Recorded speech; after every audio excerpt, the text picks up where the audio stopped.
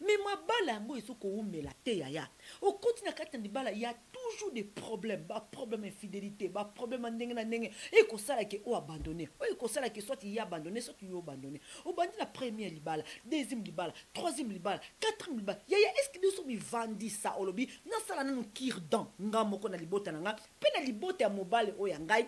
Nini oyo ezana kata na libota na bango, obi na libota na ngai. Ils allaient origine à ma camionneuse. Yaya, est-ce que nous sommes là au tala histoire à libota ya famille à mobile na yo? Est-ce que nous sommes là histoire ya libota et pas yo outil? Yaya. Aujourd'hui, beaucoup de couples, les seigneurs parlent. Toujours vivent ma camoming na kat na mabala, mais origine nango ils habitent sauté yaya. C'est important ça l'analyse wana. C'est important on landa problème na on a source. C'est important on comprendre histoire. Histoire o ezalaki na kati na libota wana avant yo ya. Yo za victime toujours. Na lobaka toujours yaya.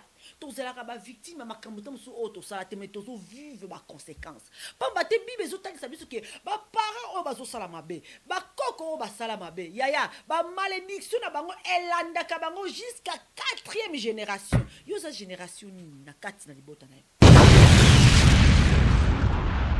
Aujourd'hui, j'aimerais aller bref, na mémo, réfléchir autrement par rapport à l'origine des Cambonayo. Pour y avoir na source, il y a véritable combat spirituel pour y avoir na Cambonayo. Mais bien aimé dans le Seigneur, et vous senga moi si moko à comprendre que situation na nga libala, il faut na même un peu ba docteur, yende mutako ba origine ya les Cambonayo. Et c'est très important de comprendre souci à ma problème na yo. Et c'est très important de comprendre bisika nini likambonanga outil. Et c'est très important de comprendre likambona zo vivre le e banda ndenge nini. Yaya, pour ce ko eko yeba souci à likambona yo okoyeba ndenge nini ko combattre. Mais puis dans le Seigneur, aujourd'hui beaucoup de couples basent sur l'échec parce que ils essayent d'arranger leurs problèmes superficiels. Ils essayent de traiter leurs maladies superficielles dans dafalgan, amène-moi dafalgan kuna, amène-moi antidouleur. Maman, ozoe bali kambo ezana katite. Kende pas ya docteur aba docteur. Yesu masi ako expliquer yo, ako bete la oli solo, ako ebisa yo ke il faut to sala boye, il faut zongi sa boye. Il faut zoa boye, il faut zoa kisi oyo, il faut zoa kir oyo, il faut qu'on ta combat spirituel, il faut gêner, il faut méditer, il faut qu'on ta retraite, il faut ça mais ben nyoso wana, eza tous ces traitements nyoso oza ngo besoin pour te oyeba kolongo la likambo na ona source ya. Ozo kata makasa otiki misise zobota. Yorozomona aujourd'hui beaucoup de femmes bazo comprendre envie na bangoti. Yo moko zawana o comprendre la vie dans mais on sala quand même aucun effort pour comprendre. Ozomona ki makambo ezoko bebe ezokene malonga te. Makambo ezako beba ezokene malonga te. En quoi tu t'accroches? En quoi tu t'accroches? Nanani ya ozokanga. Papa, combien de basi o asokola mobali makolo, anika mobali, akata manzaka, atia parfait, abinela mobali, asala nios, acheriye, amatisi, akomisie na lola, kitisiye, abalusiye, ya mobali yango za wapilelo. Akenda. Tu penses qu'avec tout makamono soyebi ko salawana, ndo zana pouvoir ya ko garder mutu. Nous avons pouvoir de garder les balles. Nous avons pouvoir de... Ah, Jésus-Christ. Mon père périt pour manquer de connaissances. Botika bisala sala. Vrai bisala sala. Oh, senglo sala. Faut kanga manaïs.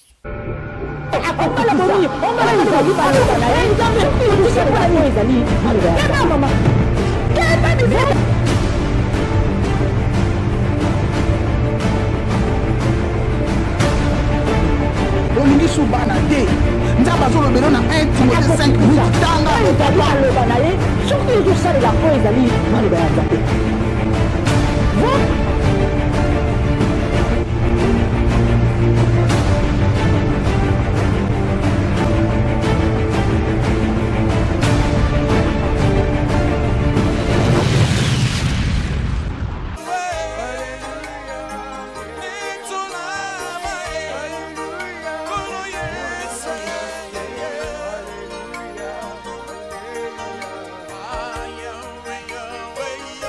shalom, shalom, shalom. Balandi nyonso télévision chemin de l'éternel. Dans notre émission affaire mariage. Aujourd'hui, mes bien-aimés dans le Seigneur. Et le Seigneur est Moutoumoko. La bouton est là, l'enfant est là. Origine. Il y a pas combat na et na couple. Mes bien-aimés dans le Seigneur. Avec cette petite adoration, on va commencer notre émission en adorant l'éternel des tout-puissants. Alors, vive au pic ici, malam, natanoyo. Au pic ici, malam, on va voter la biso. La katia maladie, il y a des Jéhovah Rapha. Va se manifester à cadeau pour guérir bateau. La katia kolela, il y a des Nzambe à consoler la qualité.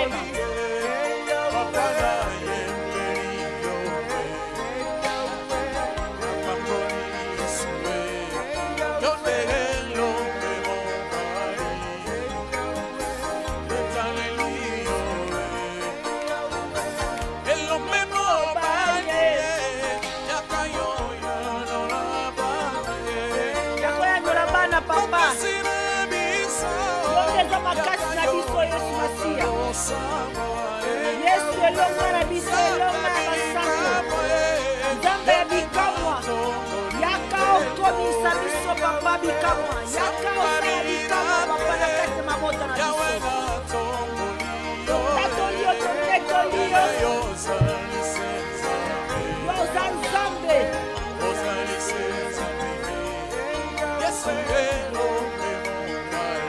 elombe mobali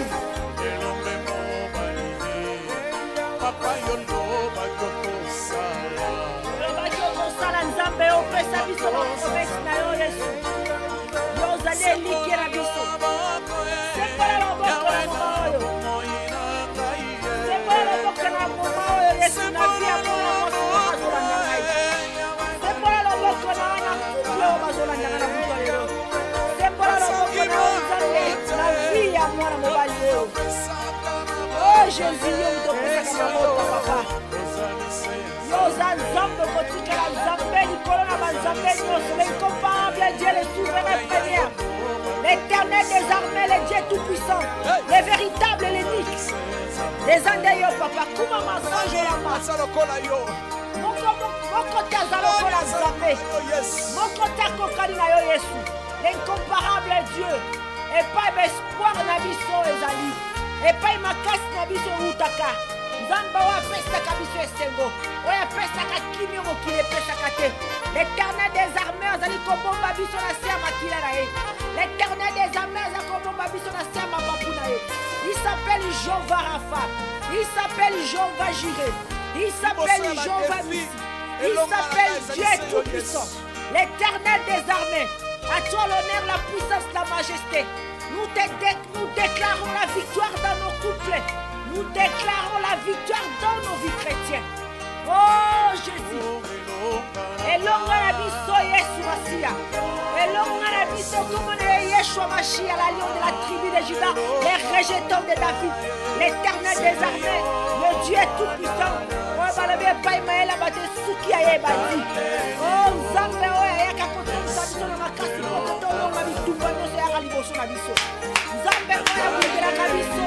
Nzambe oyo alobi okomona différence na baoyo basalelaka ngai na baoyo basalelaka ngai te Nzambe alobi oyo okomona différence na baoyo bazali ya ngai na baoyo bazali ya ngai te Nzambe oyo adeklare ke ezala makasi moko te eza na tribulation moko te eza na tentation moko te eza na bepreuve moko te kozoleka mwana Nzambe na makasi Nzambe oyo adeklare ke devant les épreuves akoya na makasi mpe akopesa biso ote tokoka kolonga na kati ya bepreuve wana ote tokoka kolonga bepreuve wana les Satan a échoué les Satan a échoué depuis le commencement akanisi ete atatake lelo Nzambe eza na makasi oyo koleka bepreuve wana ote tokoka kolonga tobundaka na biso moko te me tobundaka na kombo na Yesu éternel des armées sois béni encore une fois papa totaleli yo ozali bolongisi na biso totaleli yo mpo ozali elonga na biso totaleli yo mpo ozali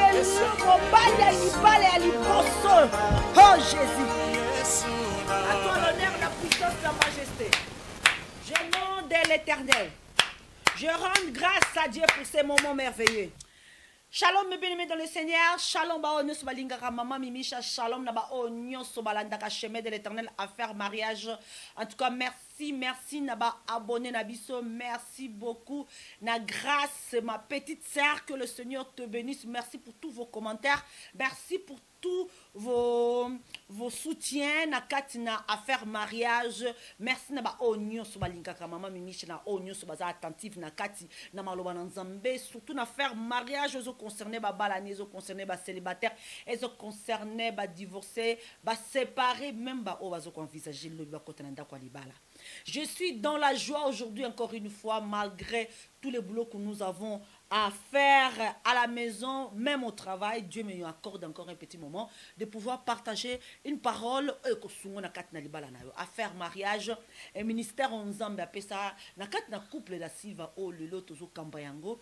En tout cas pour na koyeba kotalisa ba couple belé na o ezali ba plan ennemi na o ezali ba projet diable pour na libala na yo, pour na futur libala na yo, et surtout pour na kobebe sa o ezali descendance na yo. Mais bien aimé dans le Seigneur, nous avons toujours que affaire mariage ezali ministère et botami na kat na douleur d'enfantement na kat na ba problème na kat na libala, et le Seigneur comme toujours azalaka molongi na kat na bonzambe balobi soko connaître l'échec qui c'est koza na bonzambe te.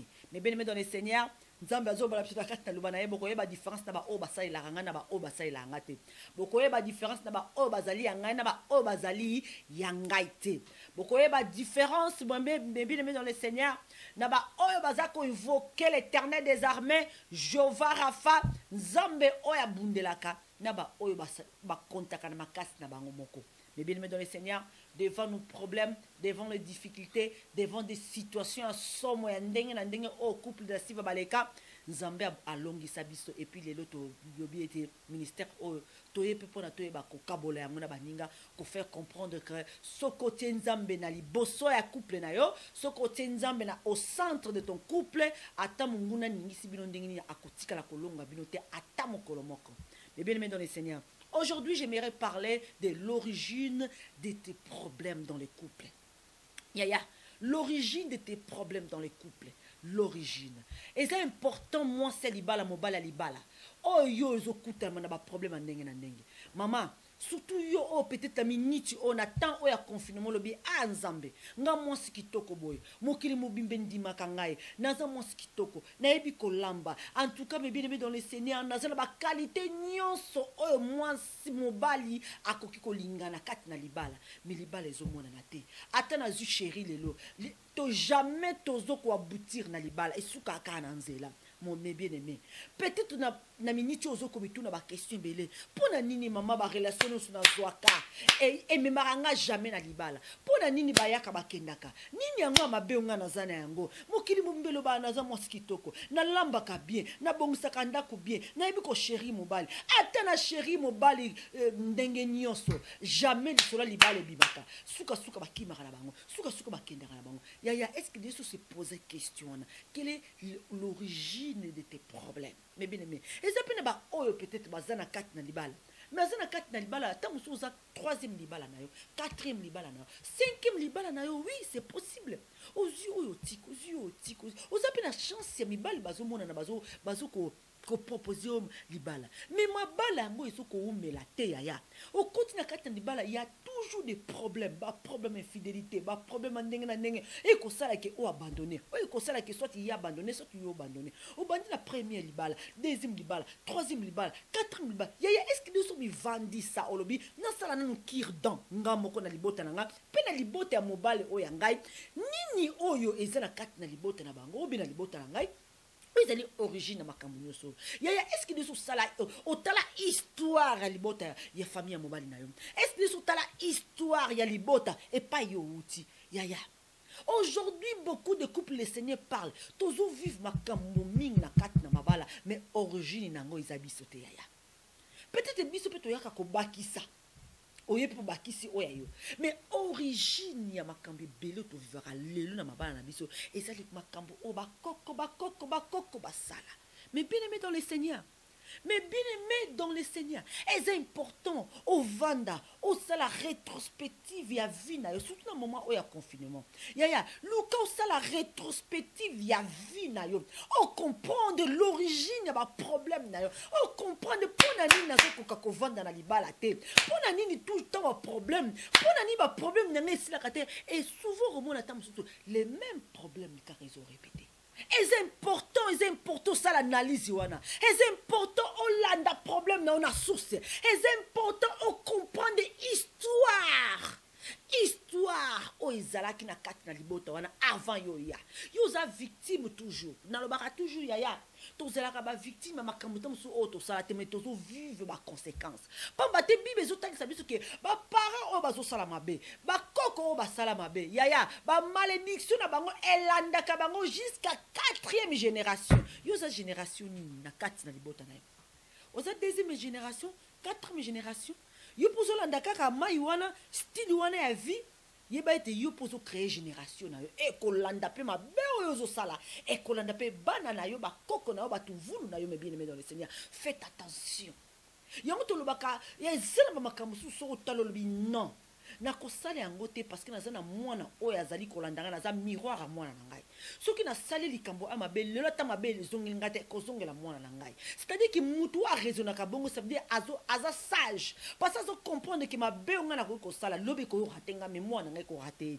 C'est-à-dire quand to sala ka bolam tant to zo bondela tant to zo bomba famille na biso na ma papa nzambe et ça toujours battre la pelibota oya biso me bien aimé dans le Seigneur. Na on peut cet exemple beaucoup typique. Aujourd'hui, j'aimerais aller bref, réfléchir autrement par rapport à l'origine des Cambonayo. Pour y avoir une source, il y a véritable combat spirituel pour y avoir un combat. Mais bien aimé dans le Seigneur, ceux qui n'ont pas diagnostiqué maladie, il y a vraiment qui c'est exact ya komelate et c'est d'abord ba diagnostiquer maladie non pour yeba véritablement qui c'est na ko komela pour combattre maladie au nazana yango to peut c'est exemple mon typique mais bien aimé dans le Seigneur exemple typique pour comprendre pour yo kota na kat na source o kota na kat na nzela o ezali na véritable combat na yo o zoluka wana ya ko luka ba arrangement zoluka wana ya mais bien aimé dans le Seigneur alléluia. Ozoluka o résoudre dans ma casse na yomoko. Ozoluka o se guérir superficiellement. Ozoluka yomoko na ma casse na yomoko. Na ma yelo zuzwa peut-être pas ya batu. Na batu bazoloba. O salabo ozumsabo. Benga maman na benga famille na salabo. Mais bien aimé, ce sont tout ça, ce sont des traitements superficiels. Ba comportement ni so to sala ke ndé to ça maman so salibo a okendete. So zonsibo. Ba misus ba komi kokota même na monde obscurité pour te garder les balles. Non, mais bien aimé dans le Seigneur. Oh Jésus, mon peuple périt pour manque de connaissance. La parole de Dieu nous dit franchement. Il y a un exemple typique pour faire comprendre source de problème et comment tu dois chercher la solution. Mais bien aimé, tout un exemple typique. Tant que vous la moutou passe, ou bien les boumou passe. On s'est constantement dans moutou passe, ils ont dérangé. Ya, tokenda rappelle qu'on doit bâtir sur autre que somba sans ordonnance médicale. C'est bien aimé dans le Seigneur. Moutou passe, aucun de wapi, aucun pharmacie, bibo pisanga d'afalga. D'afalga, on a pris à 5 francs, 10 francs, au sombi d'afalga. D'afalga, on a ndak au meli premier jour, deuxième jour. 3e jour, même la pharmacie parce que son babalbara melango banda quelques jours, mais so moni que douleur on a persisté, kende ko kutana munganga na. Ezala bongote. Je pense que tout le monde ba bien était normalement ezala logique, ezala bongo, au meli qui sont moni salité, au bengi munganga na pour que nous sala ba analyse. Mais bien aimé dans le Seigneur. Alors tant yozo bela mutu passe aux yeux d'afalgon meli, douleur on a persisté, c'est-à-dire que ba d'afalgon ozo meli, ozo luka au traité malade no ya mutu passe superficiellement mais bien aimé dans le Seigneur. Pambate ozomona que omeli yango est calmé et zongi. Omeli yango est calmé et zongi. Omeli yango est calme mais bien aimé dans le Seigneur. Arrêtez de vouloir trouver la solution superficielle. Il y a problème non ya liba. Seigneur, c'est la même chose dans nos couples. C'est la même chose dans nos couples. C'est la même chose avec nos problèmes. C'est la même chose. C'est-à-dire quoi? Tant que que yaya libala no libose kufa pona likamba adultère ya mibale ko kufa pona likamba adultère ya misada ko kufa pona likamba adultère yo pe mobali ozomona ki eloko na lingi na sala nazo ko sala te ata soki na promette moi si que na ko chérir na ko trahir te suka nazo trahir kaka yaya est-ce que desi bo vanda bo faire analyser vie yaba koko na bino famille na bino origine na famille na bino bipa e bino bouti papa na zalaka nani mama na zalaka nani koko na zalaka nani noko na zalaka nani yaya papa na vie ne banda komini vini papa na zalaka nango yaya aujourd'hui tozo vivre ba conséquences ya makambo oyo ba koko ba papa ba sala tozo vivre ba conséquences ya biloko wana yaya tango moni ke likambo oyo persister ezunga libala liboso ezunga mibale yaya oko continuer ko répéter l'histoire parce que oyebi origine na problème na yote esengelo kota na sous kende koluka médecin à sala vraiment contrôle approfondi à faire comprendre que origine na makambo na eza boye pe na mbonga wana ekosenga siko un véritable traitement pour yeba kozwa guérison. C'est la même chose yaya. Ce qui va découvrir Timer, bakosala tam sous opération, ba longo les parties wana, ba zongisi ba pesi ba kisi pona nini, ozala totalement guéri à mort de tête. C'est-à-dire qu'il y a les Cambodgiens et Sengel homme et pas ya munganga ya ba minganga. Et Sengel que devant Jésus-Christ, oh ya yenem tazali docteur à liboso, a ebi origine à passe na yo. Mais bien aimé dans le Seigneur, et zo senga moi si moko à comprendre que situation na nga libala, il faut na même un pas ba docteur, yende mutako ba origine ya les Cambodgiens. Et c'est très important de comprendre souci à ma problème na yo. Et c'est très important de comprendre bisika nini likambo na ngai outi. Et c'est très important de comprendre likambo na zo vivre le e banda ndenge nini. Yaya, pour ce ko ekoyeba souci à likambo na yo, okoyeba ndenge nini ko combattre. Mais puis dans le Seigneur, aujourd'hui beaucoup de couples basent sur l'échec parce que ils essayent d'arranger leurs problèmes superficiels. Ils essayent de traiter leurs maladies superficielles. D'afalgan, amène-moi d'afalgan, amène-moi antidouleur. Maman, osez bali kambo, ezana katite. Kende pas ya docteur à docteur. Yesu masi ako expliquer yo, ako bête la oli solo, ako ebisa ok. Il faut to salaboy, il faut zong saboy, il faut zoaboy, il faut zo kisi oy, il faut zo kir oy, il faut qu'on ta combat spirituel, il faut jeûner, il faut méditer, il faut qu'on ta retraite, il faut salaboy. Mais ben nyoso wana, eza tous ces traitements nyoso ozalango besoin pour te oyeba kolongo la likambo na ona source ya. Ozo kata makasa otiki misise zobota. Ozo kata makasa ozo posa na misise vandi pour le loso kati makasa misise zanase et ko boti sakaka lisusu makasa mususu. Yorozo mona aujourd'hui beaucoup de femmes bazo comprendre en vie na bangoti. Yo moko zawana o comprendre en vie na ote mais o sala quand même aucun effort pour comprendre. Ozo mona ki makambo ezoko bebe ezoko ne malonga te. Makambo ezako beba ezoko ne malonga te. En quoi tu t'accroches? En quoi tu t'accroches? Nanani ya ozokanga.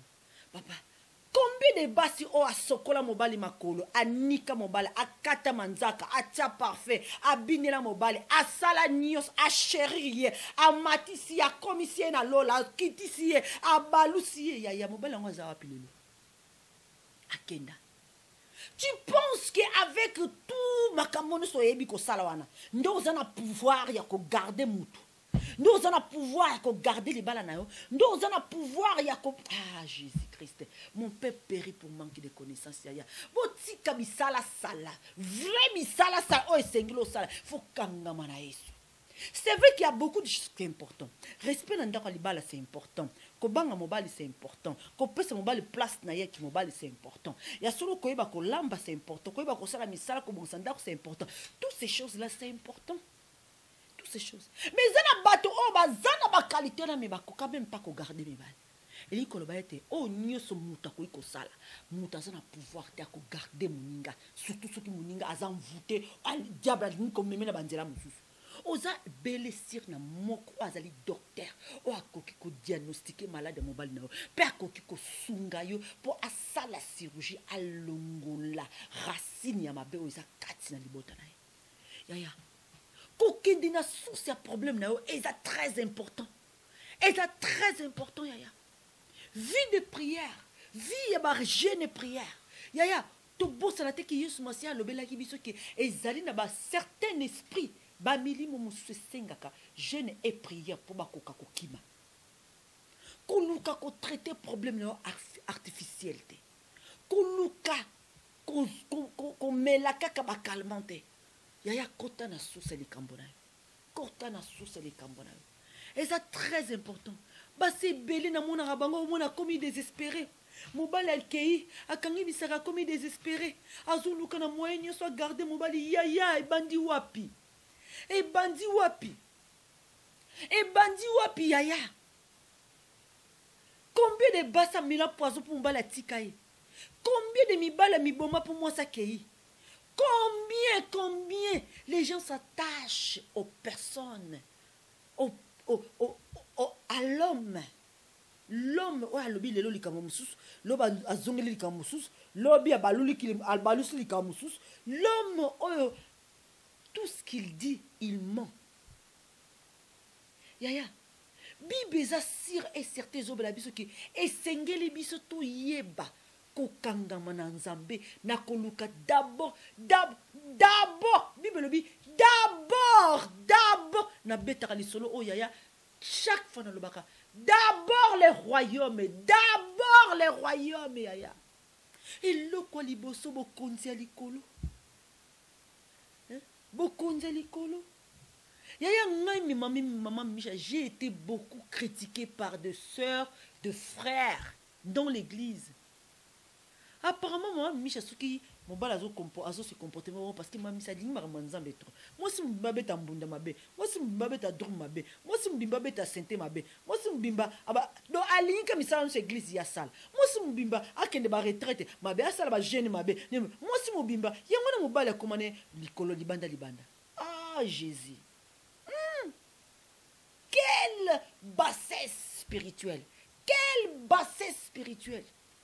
Mais moi, j'avais compris que d'abord, j'avais compris qu'il n'a force, n'a pouvoir, n'a ma capacité à garder mon bal. N'a zanangote.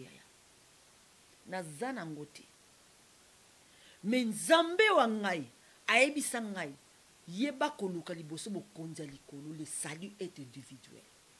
Vous croyez que quand une personne s'accroche à l'éternel, vous croyez qu'une personne, quand il s'accroche à la parole de Dieu, il commence à accomplir une personne qui a soif de Dieu, une personne, vous croyez que cette personne, il combat, c'est combat celle. Vous croyez que cette personne, vous croyez que cette personne, Nzambe, azotalae, akosala le côté balobi, maboko na eza mukusete po sala. Ya matoi na ye kufate pa yoka. Misu na ye kufate pa mona. Ya Nzambe azana contrôle ya makambo nyonso to. Nzambe azana contrôle ya likambo na yo. Nzambe nda lingi otika koluka solution yo moko ndongo zo luka wana. Nzambe nda lingi oyeba komi pesa ipai na ye otika ya sale na yo mais loko ni yo ko sala luka bokonza likolo zala bolamu na ba oba zo sala mabe mobala zo sala mabe zongi sila bolamu zala mwasi ya bolamu zala mwasi ya maloba kitoko zala mwasi oazo tonga ndako na ye zala mwasi o pai benemi balobi yaya soko landi yo vi wana mobali wana yo okokene liboso te yaya zongi sango retour hospitalière au nom de Jésus-Christ avec le fait média oza mwana na Nzambe oza nelonga na kombo na Yesu Masia problème na yo nini yaya oyo ko leka Nzambe na makasi problème na yo nini yaya oyo zo mona solution te.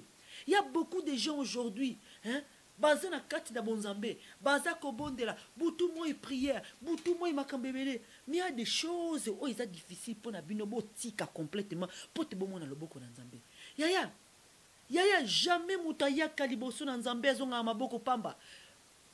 David a le bain, je n'ai jamais vu un juste abandonné. Jamais un juste abandonné. Combien de femmes, ils prient le Seigneur. Il est tout le temps prêt à servir les seigneurs tout le temps là dans l'église. Mais besoin mon qui yango yimuta sambela makamni marche à teboni.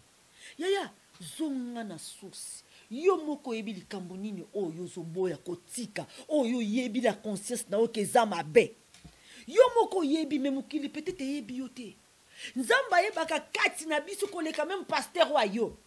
Mutu ozo mais comment que tu yé ko tu mutasambelaka makabezo komelebo enzambe. Yango batongo basambelaka. Yaya tika kobeta mabaku na monoko na yo. Tika kobeta mabaku parce que vraie vie à mutu wana kaka nzambe mutayebi yango. Ah, combien de sœurs d'église au monde yaya mo sante monene. Mais le bleu au kabo o abimara na frère kingani. O azalaka na relation mora na nkuku. Ndo moni wana azalaka na mutu kingani. Combien Yaya na tango tozo visengeli so tozo banga te. Yaya vie nyo sozo l'excellent kwa nzambe. Mais vie à fornication ko yeba nzota mobile avant mariage okangami nango po iza elengi yaya yango na mutezo bomayo. Yango na mutezo ko empêcher la main de Dieu et agir. Yango na mutezo freiner libala na yo. Yango na mutezo freiner mutu aya sérieusement devant toi à proposer au libala. Parce que lingi vie à fornication, sexe avant le mariage. O lingi vie wana makasi ya. Donc yonzo to na ko vivre sans sexe. Ata o yake ko luka mutu soit remplacer pour na moment on a besoin bakama nzoto mutu wana za la pembeni. Yaya. Est-ce que na vie wana vraiment? Est-ce que na vie wana? Est-ce que le Seigneur peut agir? Est-ce que le Seigneur peut être à ta faveur? Est-ce que Nzambe combien de fois déjà ça talisa o makambo wana? Yaya. Oza mwana Nzambe. Oza mwana ata diable lo azokosa yo. Oza mwana Nzambe kela mwa Nzambe. Likambo na yo fo yeba source yaya. To pese exemple. Exemple na famille moko boye. Ezalaki na ba famille en tout cas Nzamba pesi bango grâce ya kozala vraiment ba belle créature baskito. Baskito na famille wana. Mais ko sala ki na kati na famille wana diable aeko kanzama moko na bango na kati na famille wana. Moi si kitoko me diable memi na banzela moko ya impudicité na ebisio incroyable. Kindumba. Tina suka nango moi si wana bande ko sala kindumba aeko bota. Tanga eko bota. Bozupe yango ya mbongo salite kindumba. Alobi nina zaboye bana nango nga na boti. Mutu moko ta meka okangama na kashwa prison ya mariage. Tale mariage abenga ngo prison. Mutu moko ta meka okangama na prison mariage. Na boti bino bo basi kitoko. Bokoyeba ko sala nga bokoyeba ko sala mbongo. Nenga mama na bino na sala mbongo. Nenga mama na bino na tonga bandako. Nenga mama na bino na pesi bino via luxe. Pona nzoto na nga oyo na eba eko teka yango na batambongo. Yaya yoka malédiction na ye pas sezouta. Yoka malédiction na ye pas sezouta. Moi ça zo déclaré na bana o bazana no mike peut-être. Moi na o peut-être azana no nzoto na ya azana no bébé. Moi na o tamso azana 2 ans inana zo tambula ayemi kututeke malobo mama na ya binisaki. Bana nga o basi kitoko. Bako sala mbongo. Bako boko la nga mama na bango. Nena zabo e bana nga bako sala mbongo koleka oya ngai. Bana nga bako lesa nga do na ata vi na nga na kimobange na ozala riche parce que ata na zana makasa ko sala lisusu te na nzoto na nga bana nga bako zo relais. Mais bien aimé dans le Seigneur, yo ka malédiction pas izouta. Okomona mwana na koli. Bana mama wana bakoli. Okomona ta nsu mama na akufa na ye déjà. Akufa abimisa maloba wana akuta mwana Nzambe te asala repentance te akenda bongo na lifelo na maloba na mali mais malédiction na etikali peza kokonza bana wana babota ezokonza bana na bango babota ezokonza bana na bango yaya okomona ozo rêver ozala na vie ya libala ozo rêver na zala mwasi ya libala ozo rêver na zala mobali na ngai moka obali libala ekufi lobo zongi na vie ba copine copain obali libala ekufi soit mobali akei soit yo muzo ko rovana na libala te ba problème so ko kotika pete pa ovana na ndara libala ba problème bandi pesuka yaya fongola misu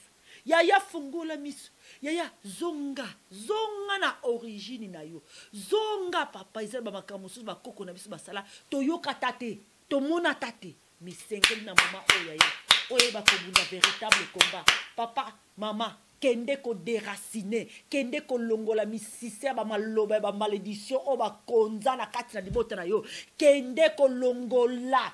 Kende kolongola kombo na yo na livre à malédiction et pas ba tia ba kunda yango kende ko effacer yango mona bama toyebaka te mais tant to bondelaka to lobaka Seigneur na ke ko effacer kombo na na ordonnance à malédiction à 4e génération libota na ngai na ke ko déraciner nyonso o munguna akundaki na ke kolongola na misisa o nyonso mais bien aimé dans le Seigneur pona nini. Parce que tous les amitiés, tous les amitiés, tous les barrités, oh ma parents na biso ba koko na biso ba sala. Le lot tous fait ka ba conséquences na ngo. Yaya, kozala aveugle te, kende na sous les kambona yo. So totali bien. Kaka Yesu Masia mtayaka na délivrance. Yesu Masia ayaki na délivrance na vie à moi sur Samaritain. Samaritain oyo azalaki na kati na religion. Notre père, ngabiso ba Samaritain, teo kanara telbina na bino bat ya Galilée. Mais bien aimé dans le Seigneur. Moi sur Samaritain la vie est cette vie. Ya kokotaka mibal. Azora libala te, azora ba mibala batu. Mais bien aimé, Yesu Masia tali albi no benga mobali na opo Yesu Masia yebaki vie ya mutu wana. Yaya okoyiko batama liboso pasteur, okoyiko batama liboso ya ba frère, okoyiko batama liboso ya ba entourage na ya société mobimba. Toyebi le ser en Christ, mais vie na yo Nzambe ayebi yango koleka même yo moko. Yango eza esengeli mama o comprendre origine ya makambo na yo.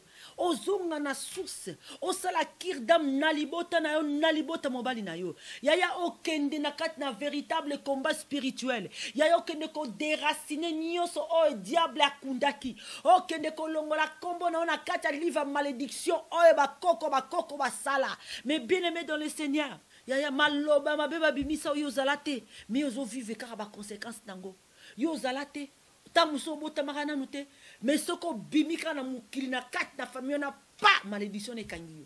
Mais bien aimé dans le Seigneur, kutama na Yesu Masia ndenge femme samaritaine na kutama ki na Yesu Masia aeko comprendre vina ya salita zala ki yango ozo senga okutama na Yesu Masia pose wa délivrance à vina yo okutama na véritable Jésus et ça na basi boni diabali ko mona bona ndako libala te. Si on vend du yomoko kimia, soso ba copain problème ezate ba copain bazuya bazutika ba mosoto.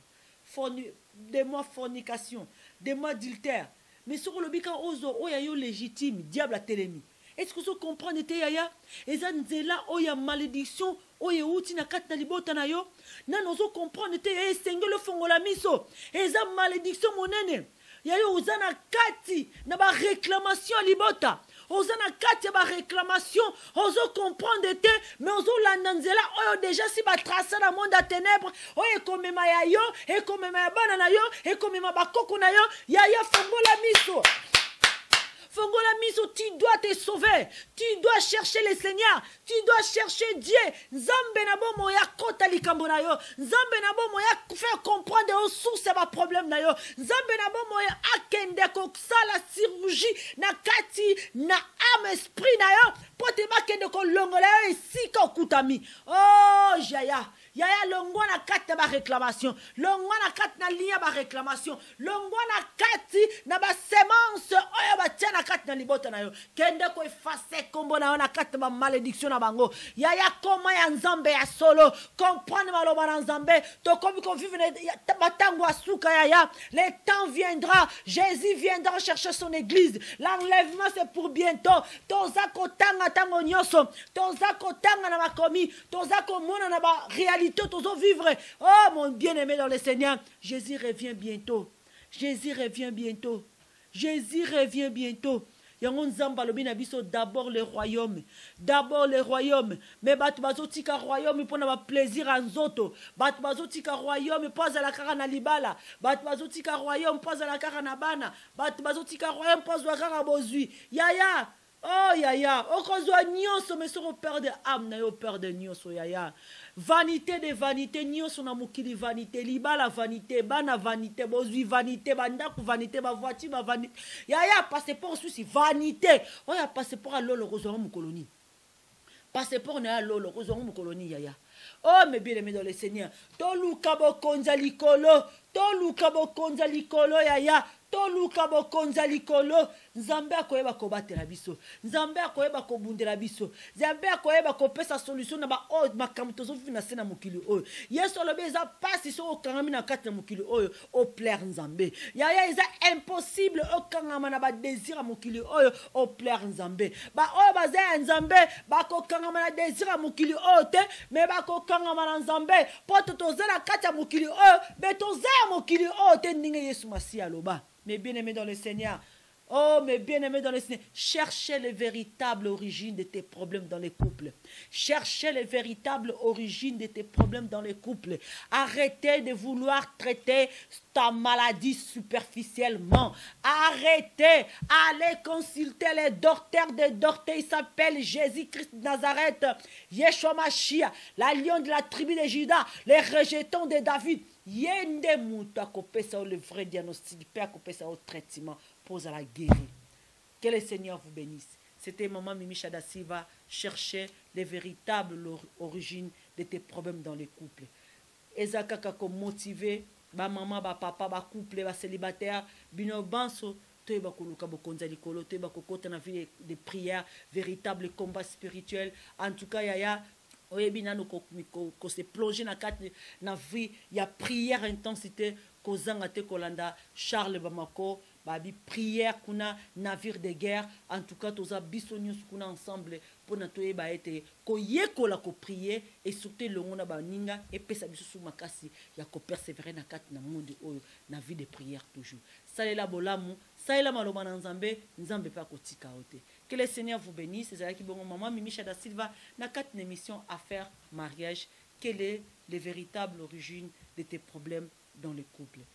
En tout cas, prédication de l'eau, j'espère que Esungayo au comprendre, au mona clair et surtout au bunda véritable combat. Que le Seigneur vous bénisse. À la prochaine fois. Au revoir.